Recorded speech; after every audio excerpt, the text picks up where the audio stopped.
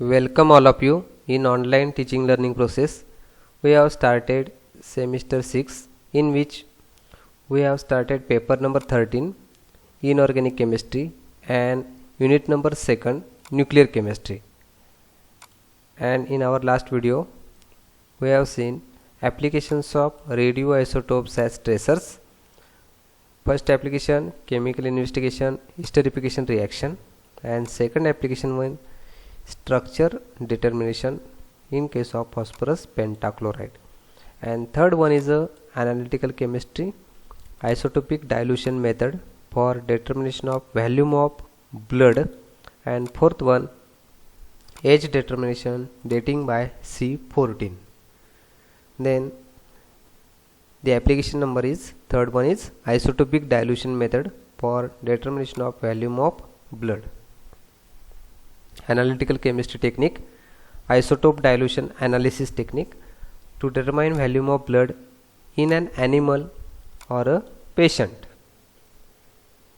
In any accident case, doctor says that the patient require that is 500 ml blood sample or 300 ml blood sample, then that blood sample will be determined by using this technique. So in case of in isotope dilution analysis, initially 1 ml of blood is withdrawn from the patient's body and it is labeled with a solution of sodium 1224 as NaCl, which is the isotope of sodium, or sometimes iron 59 or iodine 126 or phosphorus 32. These are the isotopes. Then the initial activity of the labeled blood is measured in 0.1 ml of it. Then that activity is said to be S1 per minute per centimeter cube.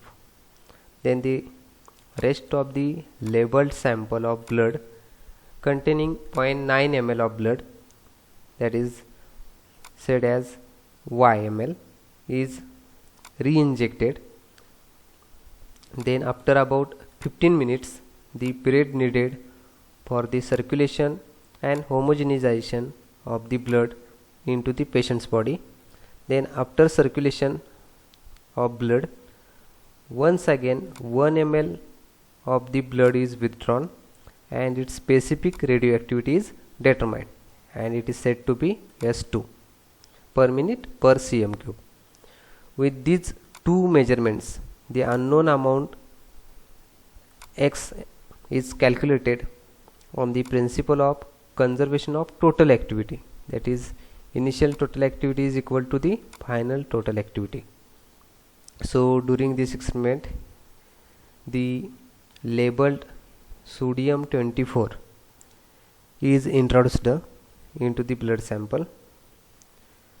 Then initially 1 ml of the blood is withdrawn from the patient's body and the initial activity of the labeled blood of near about 0.1 ml is measured, and that is S1. Then rest of the 0.9 ml of the blood, that is YML, is re-injected into the patient's body, and after about 15 minutes this circulation of the blood takes place. Then further 1 ml of the blood is withdrawn and its radioactivity is measured, that is S2. Then by using principle of conservation of total activity, the unknown volume of the blood in the patient's body XML is calculated, and for that purpose equation used is Y multiplied by S1, that is initial activity, Y, that is re-injected blood 0.9 ml, and X plus Y is total blood S2 multiplied by S2. X plus Y, X is the total blood, so as compared to Y, X is greater, so near about X into S2. So X is determined by Y multiplied by S1 divided by S2 cm cube. Then normal adult human being is having blood volume near about 5 to 6 dm cube or 5 to 6 liter. So this is the application in analytical chemistry, that is isotope dilution analysis. Then second application is age determination, that is dating by carbon 14. Age determination, so this discovered by scientist W.F. Libbe, first developed a technique of dating of historic and archaeological organic samples by their carbon 614 content.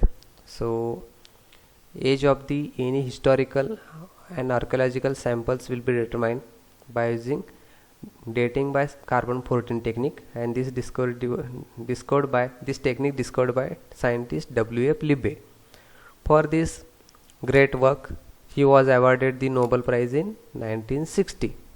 So the technique is based on the fact that the preserved object contains a measurable amount of radioactive carbon, that is carbon 14, though it has relatively short half-life, that is near about 5730 years. A small amount of carbon 14 is present in the atmosphere in the form of carbon dioxide, CO2 in 14. So carbon 14 is also continuously produced by cosmic reactivity, that is in the atmosphere. Nitrogen 714, nitrogen is plenty available in atmosphere. When it is reacted with neutrons, we are getting carbon 614 plus proton. So small quantity of CO2 14 is available to living plants at all times. So because very normal CO2 contains carbon 12, but very small quantity of CO2 contains carbon 14. Once the life processes are stopped, carbon 14 is not taken by the plant.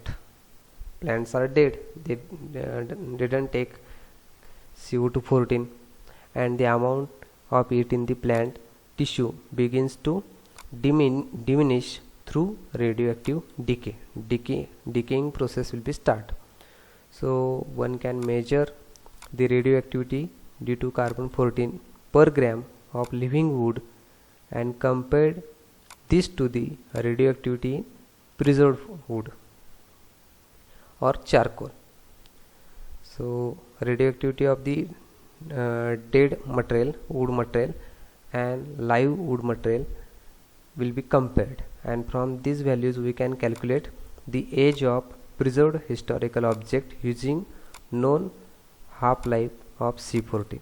So it is possible to determine the date of the objects which are before 17,000 years old and even older. So the sample needed for this technique is even less than 0.01 gram for the radioactive measurement. So age determination is very nice technique to determine the date of any historical sample, and for that purpose the isotope of carbon is used, and that is a carbon 14. So in multiple choice question they will ask for age determination which of the following isotope will be used, and that will be carbon 14, and the discovery of carbon age determination is W.F. Libbe. So this is about the applications of the radioisotopes as tracers. So thank you all of you for listening this video.